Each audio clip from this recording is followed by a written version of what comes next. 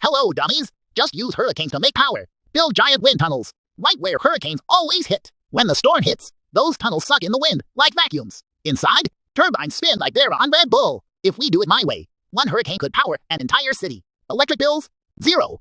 Forever. Blackouts? Gone. We just need the world to help build these hurricane catchers. No more fear. We'll actually look forward to hurricanes. Build it once. Get power for 100 years. How's that for a brilliant idea? Wanna hear even better ones? Like and subscribe.